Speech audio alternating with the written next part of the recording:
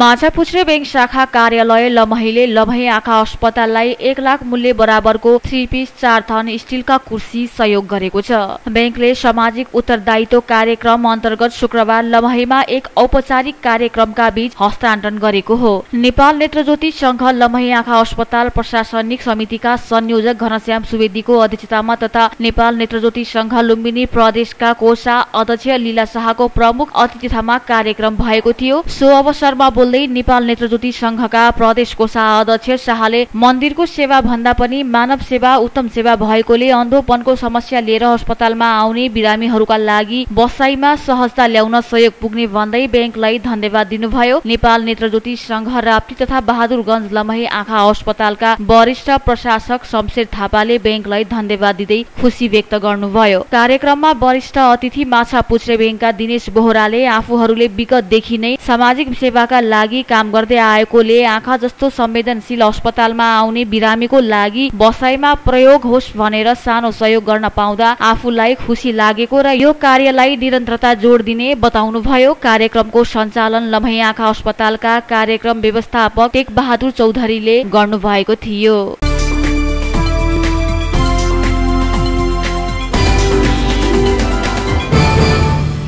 दाङको लमही नगरपालिका 4 शान्तिनगर स्थित कुशल होटलमा जुवा तास खेलिरहेको अवस्थामा होटल सञ्चालक सोही ठाउँ बस्ने 40 वर्षीय पार्वती खड्का सहित 5 जनालाई प्रहरीले पक्राउ गरेको छ। विशेष सूचनाको आधारमा वडा प्रहरी कार्यालय लमही दाङबाट खटिएको प्रहरीले उनीहरूलाई नगद 98,030 रुपैयाँ र 1 बुक तास सहित फेला पारी पक्राउ गरेको हो। यस सम्बन्धमा प्रहरीले थप अनुसन्धान गरिरहेको जनाएको छ।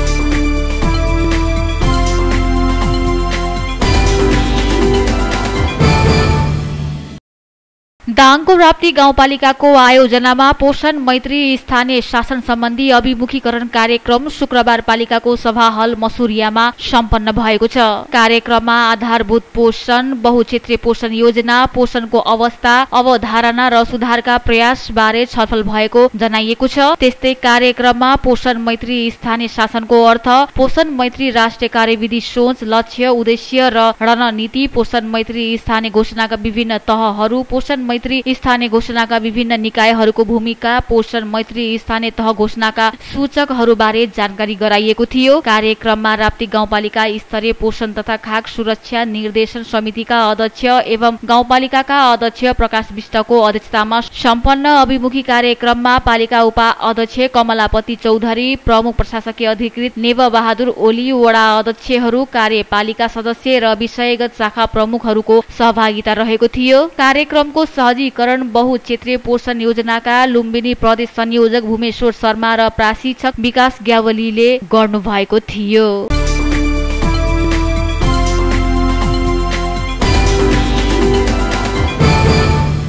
गढुवा गाउँपालिकाको समग्र विकासमा युवाको सहभागिता विषयक अन्तर्क्रिया कार्यक्रम बिहिबार गढुवामा सम्पन्न भएको छ। गढुवा गाउँपालिकाका उपाध्यक्ष शारदा कुमारी चौधरीको अध्यक्षतामा भएको कार्यक्रममा गढुवा गाउँपालिकाका विभिन्न वडाका युवाहरूको उपस्थिति रहेको थियो। अन्तर्क्रिया कार्यक्रममा बोल्दै गढुवा गाउँपालिकाका उपाध्यक्ष शारदा कुमारी चौधरीले पालिकाको समग्र विकासका लागि सामूहिक भावनाले काम गर्नु आवश्यक रहेको बताउँदै आम युवाको भावना समेटेर काम गर्न सके विकासले फड्को मार्ने बताउनुभयो। युवाको भावना पन्छाएर पालिका समृद्धि नबन्ने भएकोले युवा लक्षित कार्यक्रम ल्याउन पालिकाले युवाहरूसँग अन्तर्क्रिया कार्यक्रमको आयोजना गरेको बताउँदै सुझाव अनुसार आगामी कार्यक्रम तय गरिने बारे तयारी भइरहेको जानकारी दिनुभयो। युवालाई सम्बोधन गर्दै पालिका उपाध्यक्ष चौधरीले युवाले नेतृत्व लिएर उपभोग भन्दा उत्पादनमुखी हुनुपर्ने बताउनुभयो। अन्तर्क्रिया कार्यक्रममा सहभागी युवाहरूले नीति तथा कार्यक्रम बनाउँदा पालिकाले युवालाई प्राथमिकतामा राख्नुपर्ने बताए थिए। पालिकाले पहिलो पटक पालिकाको समग्र विकासको लागि युवाहरूसँग अन्तर्क्रिया कार्यक्रम गरेको भन्दै तारिफ समेत गरेका हुन्। अन्तर्क्रिया कार्यक्रममा बोल्ने वक्ताहरूले युवा शक्तिकरण आजको आवश्यकता रहेको बताउनुभयो। त्यसैगरी अन्तर्क्रिया कार्यक्रममा बोल्दै गढुवा गाउँपालिका रोजगार सेवा केन्द्रका प्रमुख अशोक कुमार यादवले युवाहरूको सहभागिता बिना गढुवा गाउँपालिका समृद्धि गाउँपालिका बन्न नसक्ने बताउनुभयो। युवाहरूको सक्रियता र संकलन बिना देशको विकास सम्भव नरहेको बताउनुभयो।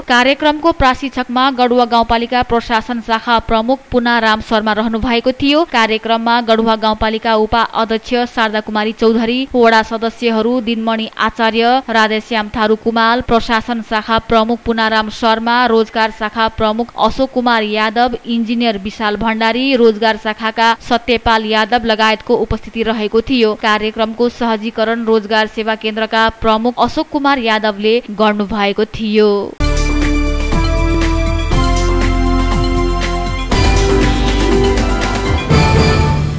घोराही उपमहानगरपालिका सामाजिक विकास महाशाखाको आयोजनामा उपमहानगरपालिका भित्रका विषयगत शिक्षकहरूका लागि आईसीटी तालिम दिन सुरु गरिएको छ। मुख्यमन्त्री शैक्षिक सुधार कार्यक्रम अन्तर्गत आधारभूत र माध्यमिक तहमा अंग्रेजी र सामाजिक विषय अध्यापन गराउने शिक्षकहरूलाई आज शुक्रबारदेखि 5 दिने तालिम दिन सुरु गरिएको उपमहानगरपालिकाले जनाएको छ। तालिम उद्घाटन सत्रमा बोल्दै घोराही उपमहानगरपालिकाका प्रमुख नरुलाल चौधरीले शिक्षकको ज्ञान र सिपलाई समय सापेक्ष बनाउनका लागि तालिम दिन थालिएको बताएका छन्। शिक्षक भनेको शिक्षा विकासको साधना भएको भन्दै उहाँको शिक्षालाई प्रभावकारी बनाउन शिक्षकलाई सिप र प्राविधि मैत्री बनाउन जरुरी भएको बताएका छन्। कार्यक्रममा बोल्दै उप प्रमुख हुमा कुमारी डीसीले शिक्षण सिकाइ कार्यलाई रोचक र प्रभावकारी बनाउनका लागि पनि अब प्राविधि मैत्री सिकाइ आवश्यक परेको बताउनुभयो। उनले सिकाइलाई दिगो र प्रभावकारी बनाउनका लागि अब प्राविधि मैत्री सिकाइलाई प्रक्रिया थालिएको बताएकी छिन्। त्यस्तै कार्यक्रममा बोल्दै मुख्यमन्त्री शैक्षिक सुधार कार्यक्रमका जिल्ला संयोजक वसन्त चौधरीलाई शिक्षकलाई नयाँ प्राविधि बारेमा सिप सिकाएर सिकाइ प्रक्रियालाई प्रभावकारी बनाउनका लागि कार्यक्रमले सहयोग गरिरहेको बताउनुभयो। घोराही उपमहानगरपालिका सामाजिक विकास महाशाखाका प्रमुख विनोद गौतमको स्वागत मन्तव्यबाट सुरु भएको कार्यक्रमको सहजीकरण सामाजिक विकास महाशाखा विपना बर्तौलाले गरेका थिए। तालिममा 80 जना बढी शिक्षकहरूको सहभागिता रहेको छ।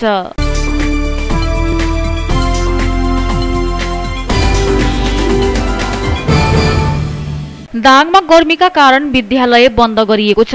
घोराही उपमहानगरपालिका, तुलसीपुर उपमहानगरपालिका, लमही नगरपालिका, राप्ती शान्तिनगर र गढुवा गाउँपालिकामा विद्यालय बन्द गरिएको हो। तुलसीपुर क्षेत्रका सामुदायिक तथा संस्थागत विद्यालयमा आजदेखि जेठ 30 गतेसम्म गर्मी बिदा दिएको छ। गर्मीका कारण पठन पाठनमा समस्या हुनुका साथै विद्यार्थीको स्वास्थ्यमा समेत प्रतिकूल असर पर्ने भएकोले आजदेखि जेठ 30 गतेसम्म विद्यालयहरूमा गर्मी बिदा दिएको हो। घोराही क्षेत्रमा भने घोराही नगर प्याप्सलले आजदेखि जेठ 31 गतेसम्म संस्थागत विद्यालयमा गर्मी बिदा गरेको छ। घोराही नगर प्याप्सलले एक विज्ञप्ति जारी गरी जेठ 31 गतेसम्म विद्यालयमा पठन पाठन स्थगित गरेको जानकारी दिएको हो। बंगलाचुली गाउँपालिका पहाडी एरियामा पर्ने हुँदा खासै गर्मी महसुस नभएकोले विद्यालय बन्द नगरिएको पालिकाले जनाएको छ। यस्तै अन्य दङ्गीशरण बबई लगायतका पालिकामा भने अझै भइ नसकेको बताइएको छ।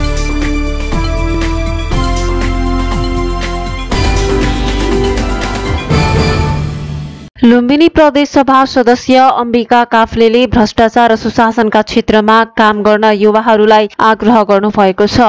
बागेश्वरी असल शासन नेपाल बास नेपालको दोस्रो लुम्बिनी प्रदेश युवा सम्मेलनलाई सम्बोधन गर्दै प्रदेश सभा सदस्य काफ्लेले सो कुरा बताउनु भएको हो। प्रमुख अतिथि समेत रहनु भएकी प्रदेश सभा सदस्य काफ्लेले भ्रष्टाचारलाई शून्यमा झारेर सुशासनमा विशेष ध्यान दिन सुझाव दिनु भएको छ। बास नेपाल लुम्बिनी प्रदेशको आयोजना तथा विभिन्न निकाय तथा संस्थाहरूको सहयोग सहकार्यमा भ्रष्टाचार विरुद्ध दोस्रो प्रदेश स्तरीय युवा सम्मेलन लमही नगरपालिकाको हलदाङमा सम्पन्न भएको छ। दोस्रो प्रदेश स्तरीय युवा सम्मेलनको अन्त्यमा लुम्बिनी घोषणा पत्र जारी गरिएको छ। विगतका सयौं भ्रष्टाचारका काण्ड घटे, ती काण्डका दोषीलाई कारवाही नगरेरै गुपचुप बनाइएको र देशको छविलाई नै धुमिल्याउने गरेर नेपाली नागरिकलाई भुटानी शरणार्थी बनाएर अमेरिका पठाउनका लागि भएको राज्य शक्तिको दुरुपयोगबाट विश्वमा बदनाम हुने स्थिति सिर्जना भएको र व्यक्तिगत स्वार्थका लागि नेपाली नागरिकलाई बेच्ने कार्य घृणित र देशद्रोही काम भएको, भ्रष्टाचार विरुद्ध शून्य सहनशीलताको विकास गरी भ्रष्टाचारीलाई सामाजिक बहिष्कार गर्ने प्रतिबद्धता, भ्रष्टाचार विरुद्ध लुम्बिनी प्रदेशबाट प्रतिनिधित्व गर्ने संघीय र प्रदेश सभाका सांसद र स्थानीय तहका प्रतिनिधिहरूलाई प्रश्न सोधी जवाबदेहिता खोज्ने प्रण, सार्वजनिक निकायको जवाबदेहिता प्रवर्धन गर्नका लागि सूचना माग्ने संस्कृतिको विकास गर्ने प्रतिबद्धता, भ्रष्टाचार विरुद्धका ऐन नियम नियमावली अक्षरश कार्यान्वयन गर्न सम्बन्धसँग जोरदार माग, सार्वजनिक सेवा प्रवाहलाई चुस्त दुरुस्त पार्न सार्वजनिक निकाय समक्ष अपिल, आम नागरिकको हक, सूचनाको हक सुनिश्चित गर्न सम्बन्ध सबै पक्षसँग माग, नागरिकको गुनासो सुनवाई सम्बन्धीको कार्यविधि तत्काल ल्याउन 3 तहकै सरकारसँग माग गर्दै भ्रष्टाचार विरुद्ध गुनासो सुनवाईका लागि हेलो लुम्बिनी प्रदेश सरकार नामक गुनासो सुनवाई संयन्त्र बनाउन सम्मेलनले माग गरेको छ। भ्रष्टाचार विरुद्ध सुनवाई संयन्त्र बनाउन माग, भ्रष्टाचार विरुद्ध संकल्प प्रस्ताव पारित गर्न लुम्बिनी प्रदेश सरकारसँग माग, लुम्बिनी प्रदेश सरकारलाई सुशासन ऐन, सूचनाको हक सम्बन्धी ऐन, सार्वजनिक खरिद ऐन लगायत सुशासन प्रवर्धन गर्नका लागि आवश्यक ऐनहरू बनाउन जोरदार माग, विगतमा अख्तियार दुरुपयोग अनुसन्धान आयोगमा भएको असूचित कार्य र स्टिङ अपरेसन सम्बन्धी कानुनी व्यवस्थालाई पूर्ण बहाली गर्न जोरदार माग गर्दै घोषणा पत्र जारी गरिएको छ। बास नेपालका प्रदेश संयोजक खेम विष्टुको अध्यक्षतामा भएको कार्यक्रममा केन्द्रीय उपाध्यक्ष शिवकुमार बरणले स्वागत गरेको कार्यक्रमको सञ्चालन बास नेपालकी दिला शाहले गर्नुभएको थियो।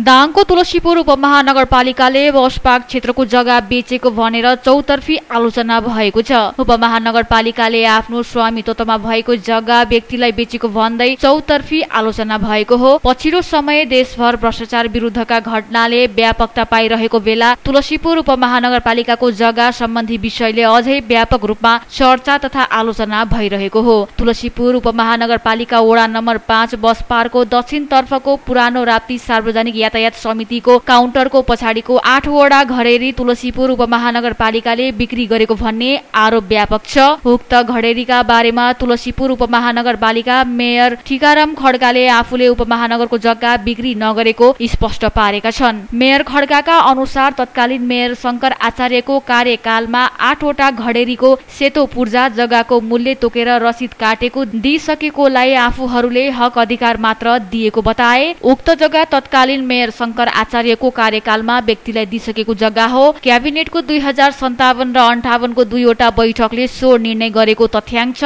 नेपाल सरकारले व्यक्तिलाई हस्तान्तरण गर्नु भने मन्त्री परिषदको निर्णयको प्रमाण हामीसँग मौजुदा छ, मेयर खड्काले भने। राप्ती बस व्यवसायी समितिले आफूहरूले भोगचलन गरेको जग्गा उपमहानगरले बेचिदियो भनेर अख्तियार दुरुपयोग अनुसन्धान आयोगमा उजुरी दिएपछि सो विवाद सिर्जना भएको थियो। यो विषयलाई छानबिन गर्दै जाँदा त्रुटि फेला पर्यो। तत्कालीन मेयर आचार्यले गरेको निर्णय र उपमेयर प्रदीप शाहले गरेको निर्णय फरक परेको छ। मेयर आचार्यले गरेको निर्णयमा राप्ती बस व्यवसायी समितिको नाममा रसिद काटेको र उपमेयर शाहले गरेको निर्णयमा व्यक्तिको नाममा रसिद काटेको फेला पर्यो, मेयर खड्काले भने। उक्त विषयमा विवादी निर्णय भेटेपछि अख्तियारले त्रुटि सच्याउनु भनेर उपमहानगरलाई पत्र पठाएपछि उपमहानगरले उक्त त्रुटि सच्याउँदै क्याबिनेटको निर्णयलाई कोट गर्दै र अख्तियारको निर्णयलाई भूल भएको कुरालाई कोट गर्दै ती किता नम्बरमा भएका त्रुटिलाई सच्याएर सम्बन्धित व्यक्तिले पाउनु पर्ने हक अधिकार हस्तान्तरण गर्ने गरेको निर्णयलाई नगरसभाले पारित गरेर कार्यान्वयन गरेको मेयर खड्काले बताउनुभयो। 2048-49 सालमा गरेको निर्णयलाई अहिले तुलसीपुर उपमहानगरपालिकाले कार्यान्वयनमा ल्याएको मेयर खड्काको भनाइ छ।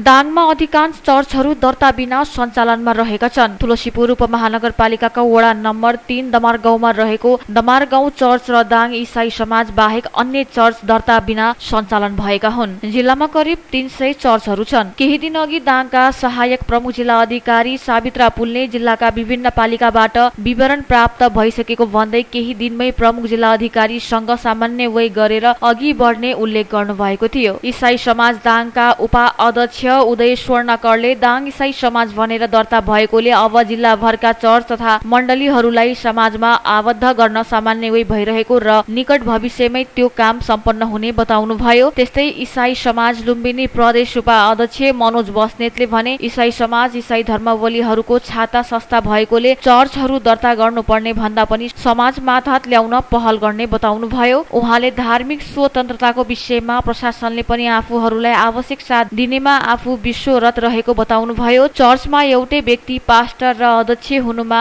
बाइबलमा उल्लेख भए अनुसार हालसम्म एउटै व्यक्ति पास्टर र अध्यक्ष हुने गरेको बताउनुभयो। त्यसैगरी तुलसीपुर उपमहानगरपालिका 9 बेलुवामा रहेको पवित्र चर्च मण्डलीका पास्टर दिल्ली भण्डारीले केन्द्रको निर्णय अनुसार आफू अगाडि बढेको बताउनुभयो। उहाँका अनुसार केन्द्रबाट निर्देशन आएमा जिल्लाभरका पास्टरहरूको संयुक्त बैठक बसेर सोही अनुरूप अगाडि बढेको बताउनुभयो। दमारगाउँ चर्चका पास्टर टोप बहादुर महत्राले चर्च दर्ता गरेर सञ्चालन गर्दा सहज हुने बताउनुभयो। चर्चमा अध्यक्ष र पास्टर फरक व्यक्ति हुनुपर्ने त्यो तर अधिकांश चर्चहरूमा एकै व्यक्ति रहेको पाइएकोले उहाँले बताउनुभयो। महत्राका अनुसार अध्यक्षले संस्था व्यवस्थापन समितिको सुरक्षा लगायत व्यवस्थापकीय कार्य गर्ने व्यवस्था छ। पास्टर चर्चको पुजारी हो जसले प्रवचन, विवाह, बच्चाहरूको बाल अर्पण, सेवा संगति लगायतका कार्यहरू सञ्चालन गर्ने गर्दछन्। प्रमुख जिल्ला अधिकारी सुशील वैधले चर्च दर्ता गर्न अनिवार्य रहेको बताउनुभयो। उहाँले प्रशासनमा दर्ता भएमा नियम अनुसार सञ्चालन गर्न सकिने तर बिना दर्ता सञ्चालन भएमा सम्बन्धित संस्थाले जोखिम वहन गर्नुपर्ने बाध्यता हुने बताउनुभयो। बिना दर्ता सञ्चालन गर्दा कुनै पनि चर्चमा केही समस्या आएमा चर्च बन्द गर्ने अधिकार भने कानूनमा उल्लेख रहेको बताउनुभयो।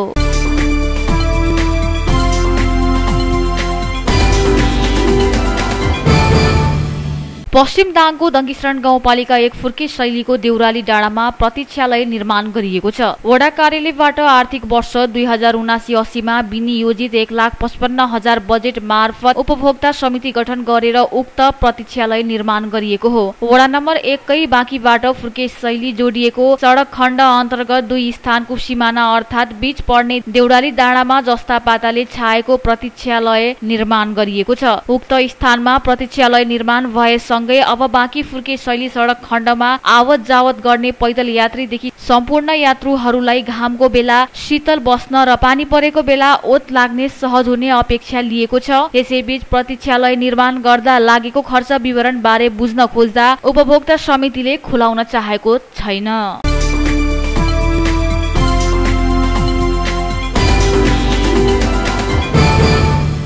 सर्वोच्च अदालतले राष्ट्रपति रामचन्द्र पौडेलबाट प्रमाणीकरण भएको नागरिकता विधेयकको प्रति झिकाउन आदेश गरेको छ। नागरिकता विधेयक प्रमाणीकरण गर्ने निर्णय विरुद्ध परेको रिट निवेदनमा सर्वोच्च अदालतले विधेयक प्रमाणीकरण गर्न सरकारले राष्ट्रपतिलाई पठाएको पत्र समेत झिकाउने आदेश गरेको हो। शुक्रबार समिति समयमा ठूलो संख्यामा रहेका कानून व्यवसायीहरू बीच बहस व्यवस्थापन गर्न कठिन हुने भएपछि इजलासले आगामी मंगलबार पेशी तोक्ने आदेश दिएको छ। गत 21 गते न्यायाधीश मनोज शर्माको इजलासले प्रमाणीकरण भएको विधेयक कार्यान्वयन नगरी यथास्थितिमा राख्न आदेश दिएका थिए।